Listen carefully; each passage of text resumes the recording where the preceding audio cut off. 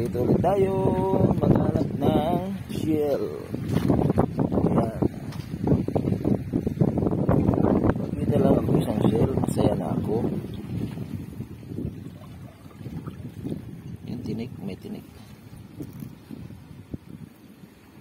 Ayan.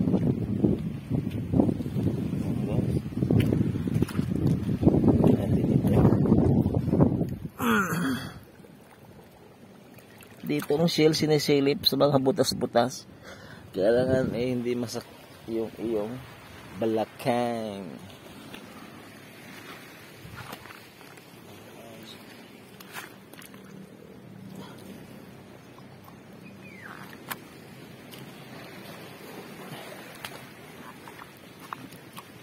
Ayan guys. Ayan. Ayun guys. Ayan. Tingnan natin kung may kung may laman. Ay siya, may laman nga. Oh, laki ng mata guys. So yan, tingnan mo guys. Oh, shell. Ito ay, ang tawag dito nila sa probinsya ay buyatok. Tuwang ko sa ibang salita nito kung ano. Ayan guys, meron tayong isa. Ang laki. Ang laki guys. Oh, ayan. Ito mo ito guys, oh, may laman ito. Yun.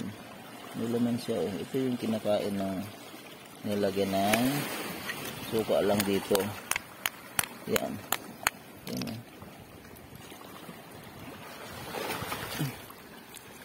Hirap alisin. Yan. Ito guys, yan. Maliit na shell. Diyan ka lang, maliit ka pa. Pagbalik ko, malaki ka na. Yan o. Shell din yan. Hirap tanggalin. Nilagyan ng suka. Pwede nang kainin agad. Ang tawag nila ay kinikilaw. Ito. Yun. Shell din o. Yan. May laman siya. Ayan, nakadalawa na tayo guys.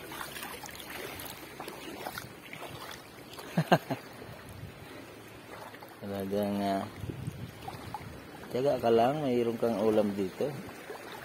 Ayan. Ito din guys, oh. Ito. Ayan.